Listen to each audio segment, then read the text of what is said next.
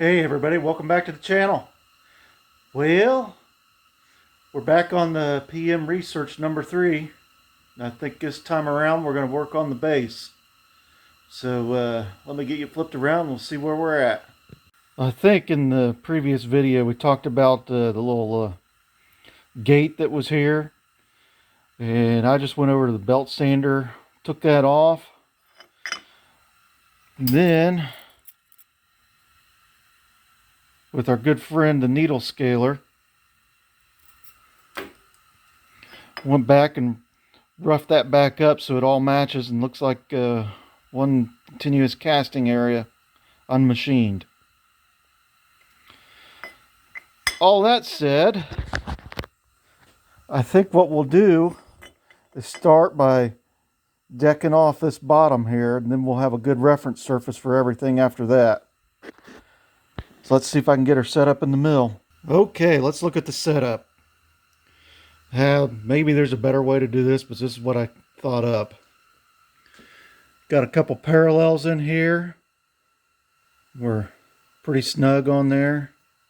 And then I got a piece of copper wire right here as a packing. And being it's a little soft, it'll kind of flex and conform to the shape of the casting. Come down here and see how I ran the parallels.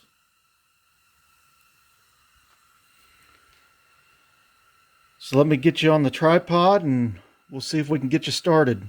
And away we go. I'm going to raise up the table until I just start to hear some contact. Okay, we just touched off. I want to back out. Let's take 15 thousandths. Let's see how well that cleans up all around. There goes nothing.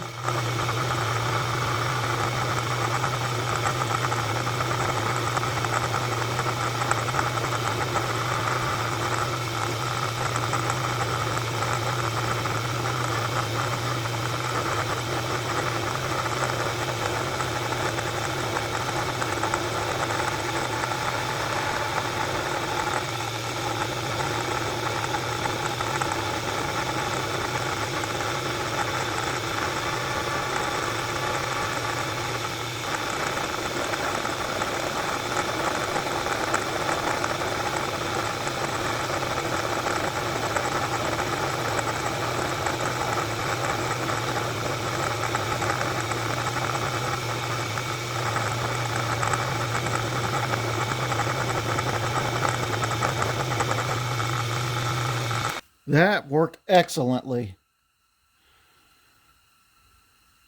We got it to clean up all the way around. So we're ready to move on to something else. So I've been studying the drawing here. And I think our next best thing to do is go ahead and create this face. And the drawing's telling us just to clean it up, nothing more. So I come in here and I've touched off of this corner here, and that's going to essentially set me a 0 point for a movement later on.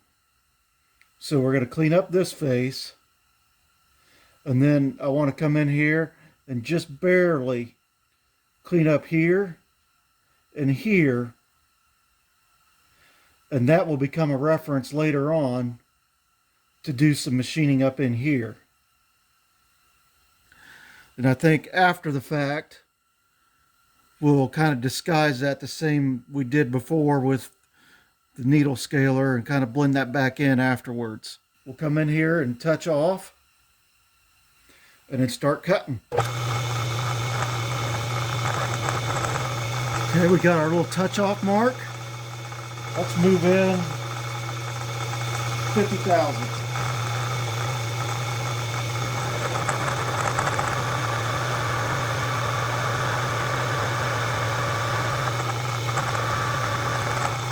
I don't know how well you can see it.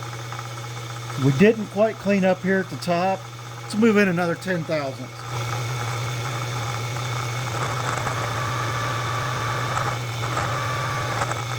All right, I can see that we're cleaned up now. Let's move on. Like I said, I want to come in here and just touch here and here to create a reference.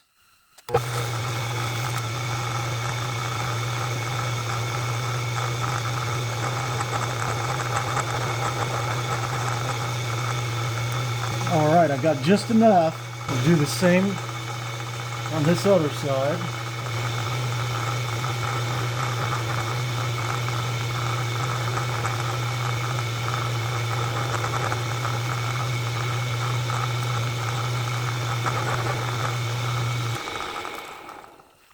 All right, back to our drawing again. We go to the drawing quite a bit. So we need this 752 right here, which we're just going to use a 750 end mill, and there'll probably be enough run out that it'll come out to 752 anyway. If not, we'll adjust later. Anyway, that needs to be on the center line of this, which is why we made those reference marks. And I did make a little boo-boo and got this measured wrong. Good thing I went back and double checked my numbers. So we ended up at 110 on the width of this. So we divide that in half and it gives us 555. All right.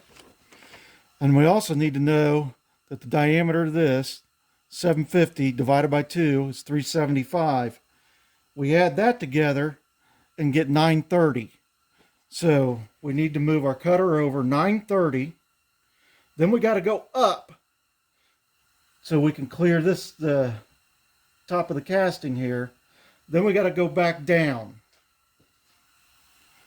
And our cut needs to be 437 higher than this. So it's going to be between these two rails that you can't see because the spindle's in the way. But it'll make sense in a minute once we get the cutter moved into place. And so what I'm going to do, I'm going to move the cutter up 1 inch 100 thousandths, and that'll just clear this by about 50 thousandths. We'll move over probably into this area here that you can't see right yet. And then we got to drop back down 663 thousandths to give us our 437 from here to here. So the first thing we'll do is move over that direction, 930. Okay, let's count this off. 100.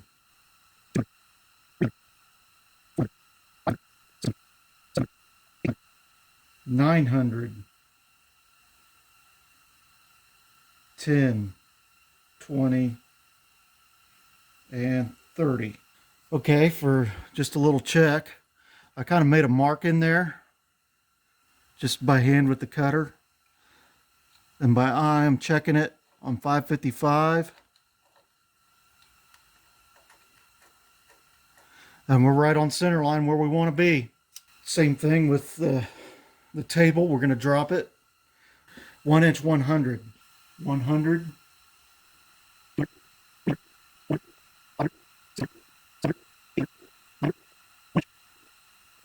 1 inch 100. Now that we've done that, we should have enough room to clear. And we're going to come all the way back into here. 100. 600.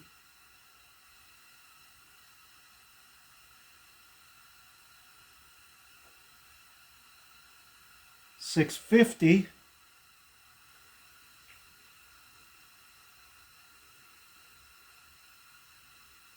660.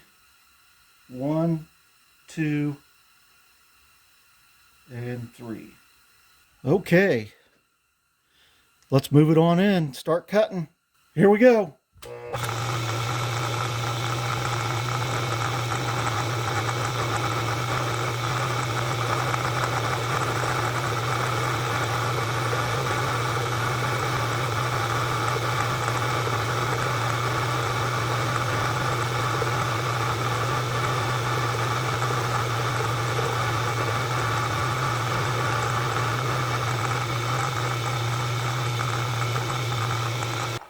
Okay, everybody.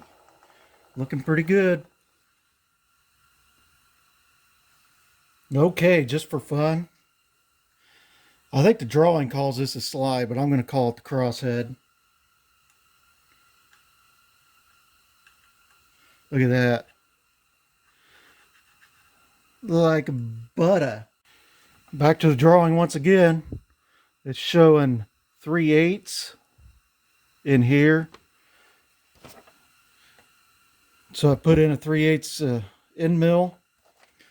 I'm doing this while we're still on the center line so it all lines up the way it should.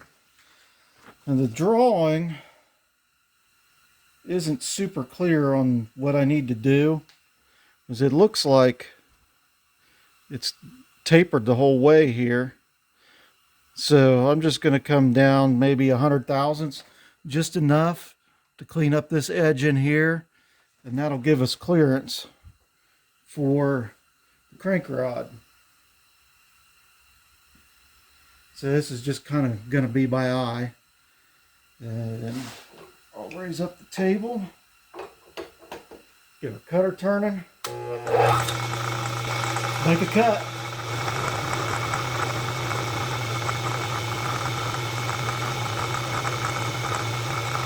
We better stop while we're ahead. So the exercise of doing all that in one setup was to guarantee that our slide area here for our crosshead is perfectly perpendicular to where the cylinder will mount to the front of the base casting.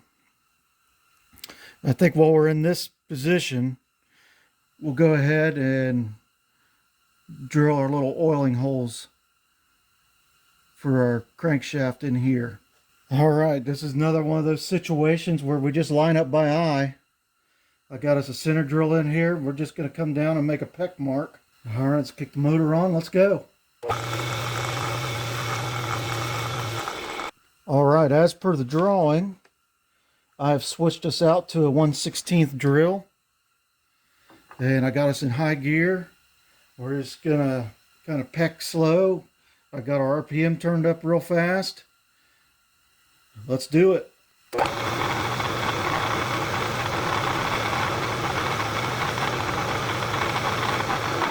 Let's call it good there. And I'll do the other one off camera and just get it done real fast. All right, so we're back at the drawing. We need to put 4 spot faces and then drill and tap each one of those. And it's calling for a 1/4 inch spot face.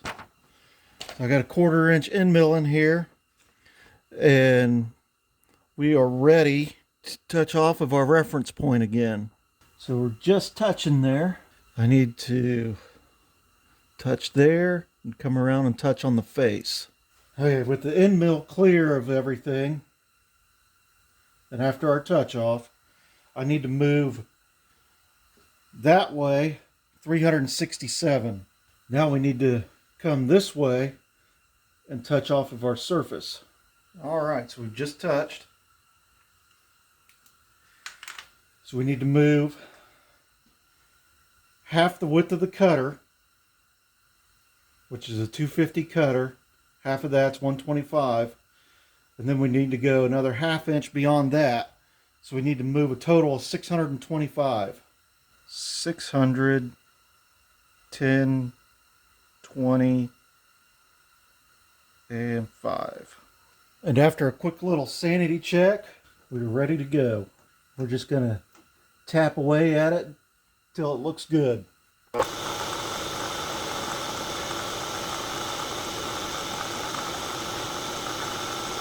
Perfect. All right, now we're done with that. I got a center drill in here, and we're going to come down and just spot it.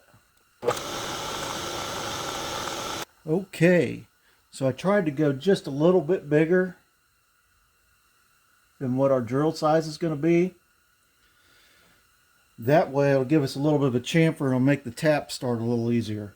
The drawing is calling for a minimum of 5/16 drill depth. Let's kick it on.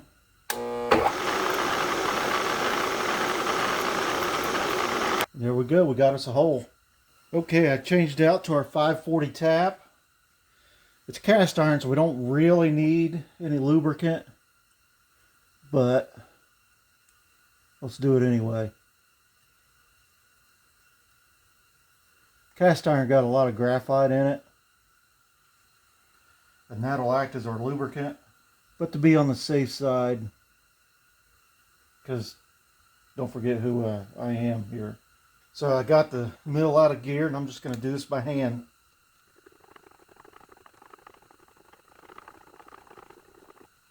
I'm sure it doesn't show up on camera, but I can see that the threads are started.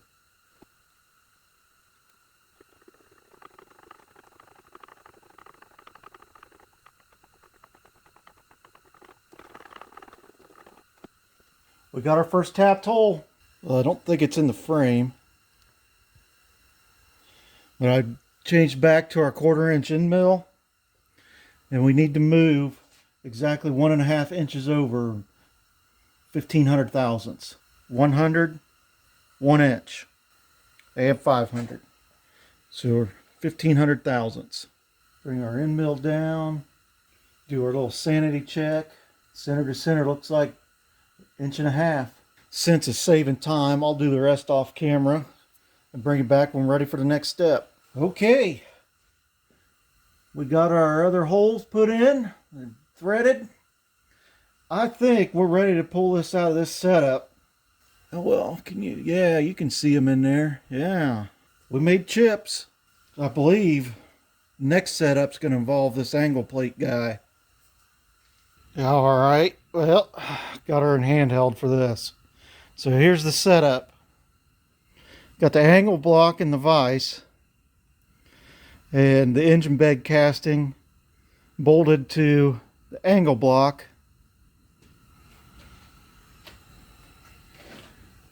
And we got our half thou dial test indicator in here. And I think I got it about as good as I can get it. Let's see if we can run across it.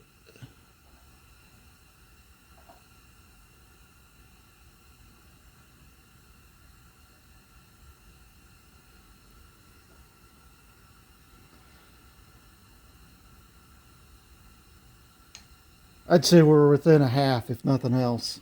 Okay, we got to do this in just the right order, or it's not going to work.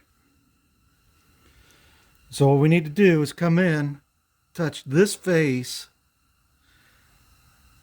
and then back off a certain amount, which I believe should be 431 thousandths.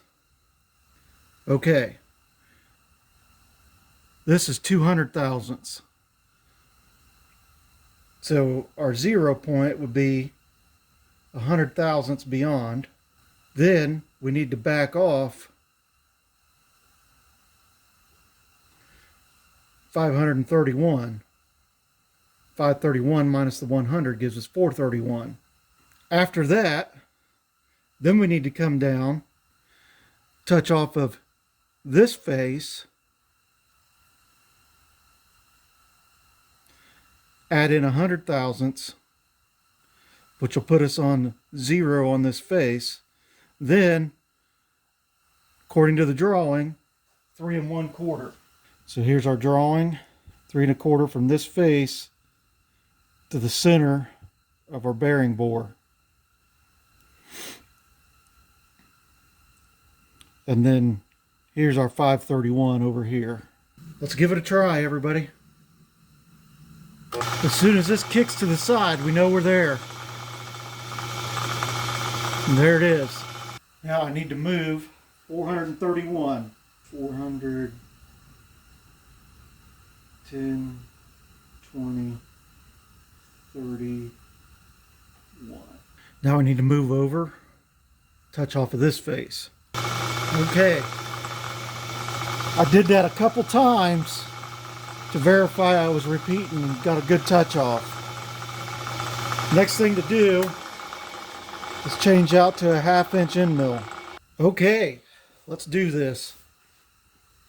First we need to move over 100, and that'll put us center line of the end mill to this edge. And just a quick verify. We're real close right there. I'm saying right on the money. 100, 1 inch, 2 inch, 3 inch, 200, 10, 20, 30, 40, 50. Lock the table. See how we did. We're there. Looking back, perhaps I should have spotted this first and then possibly gone the other direction. But that's all right. We're going to make it work. It's just going to be off by 50 thousandths or so. Didn't really have a good dimension to go off of, and I felt this needed to happen first. Okay, so the only thing we're going to do is come down here and just clean it up.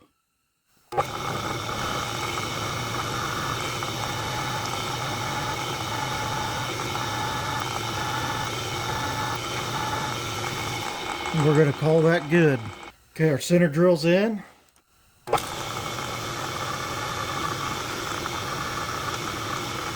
Okay, switch out to a drill now. Let's see if we can punch this through there. Probably spinning a little slower than I'd like to, but it's where we're set. We're going to go with it. And we're through. Let's see if we can go through the other side.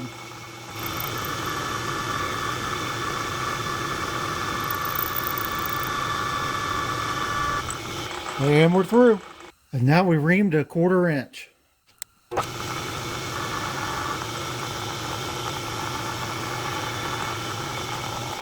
That'll take care of that. I think off camera I'll go ahead and do the next step, which is just flip this over and spot face this other side just the same as this one. Just to jump in here and show you real quick, did get this spot face done. And let's try our crankshaft.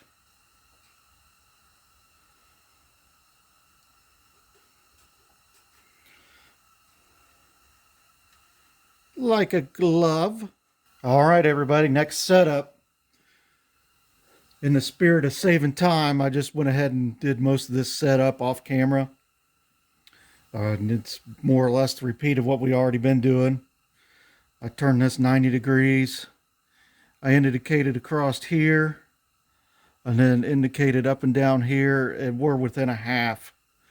And I think for this operation, that is just excellent. Is all we're doing here is we're going to drill 4 clearance holes. And then as a sanity check, I put this indicator in here with a point. And by my rough sketch marks, scratch marks, we're right on the money.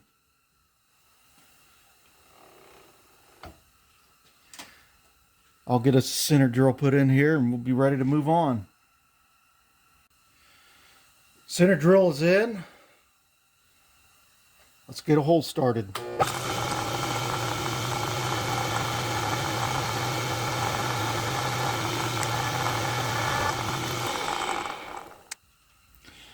Now we'll swap out to a 5/16.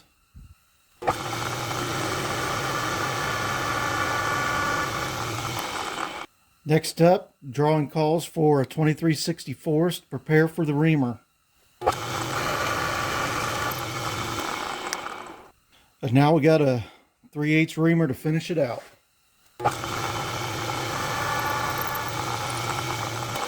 Back at the drawing, we got to make a little bolt pattern here.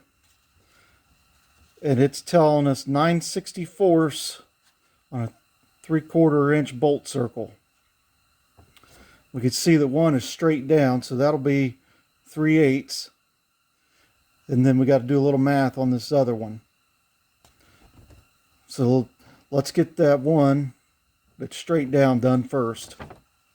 So we know we're already on the center line, so we only need to move the 375, 300, 10, 20, 30, 40, 50, 60, 75.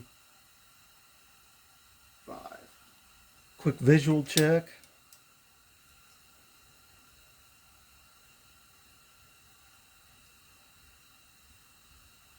Looks like 375. Got us a dimple to start with. Okay, I sped up the spindle. I got an 1/8 inch to drill a pilot through there with. Let's do it.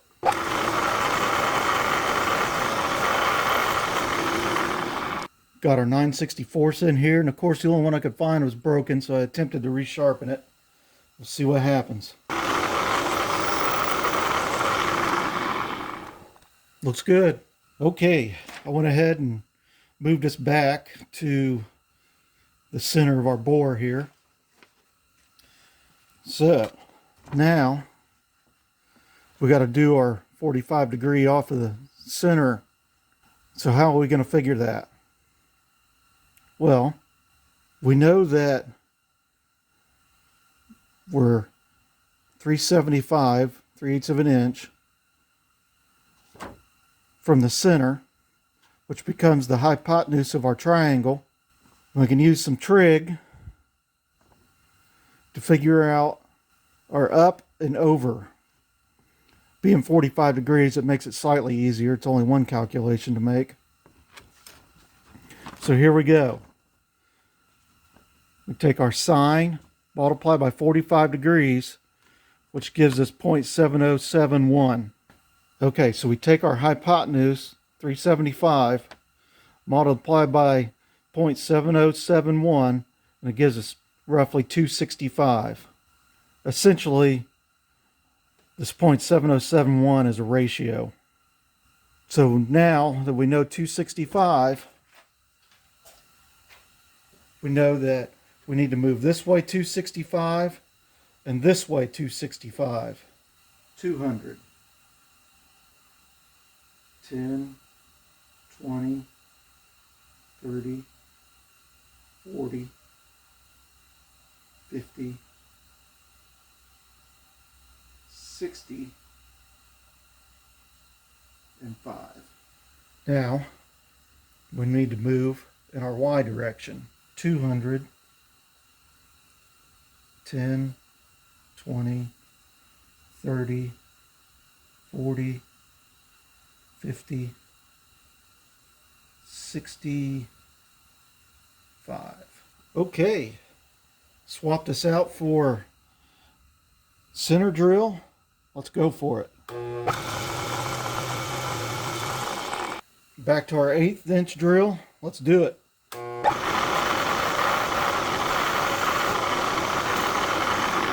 And back to our 9/64.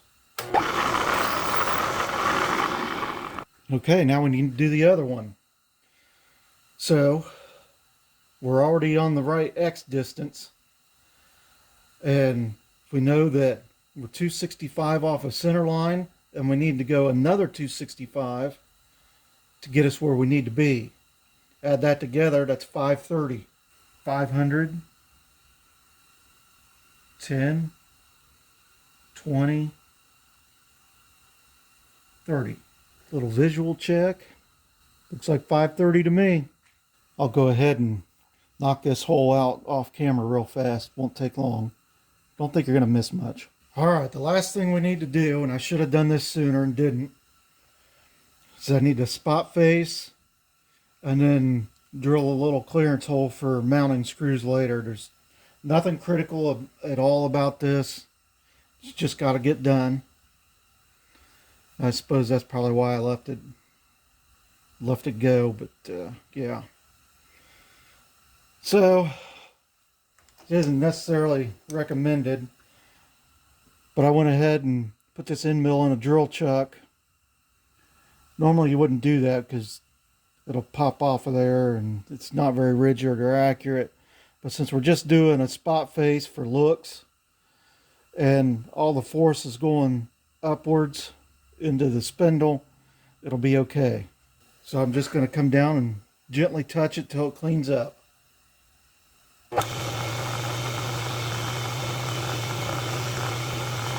That's all we need. Okay, I got a stub spot drill in here because not enough room for the center drill. So we just want to go and make a little spot. That's all it needed. Now we're just going to drill through with our 1/8 inch drill.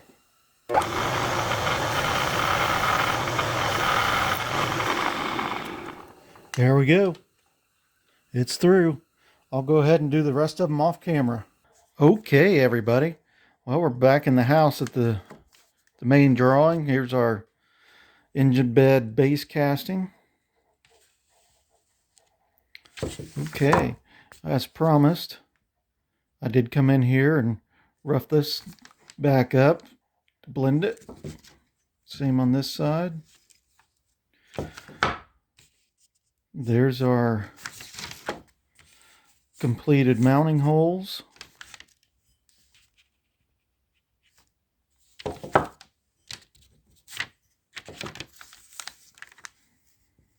I am a little bummed that this came out off center.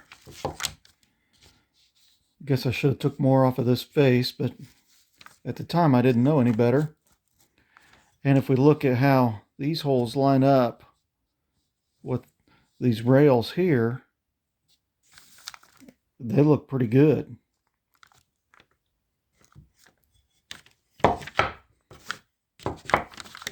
So there we go. Now, I looked again. Maybe I'm missing something on this drawing, but I don't see any kind of dimension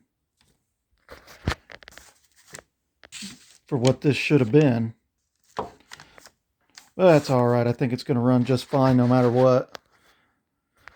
But I think that's going to bring us to the end of this one. Well, that was probably the most difficult part of this build.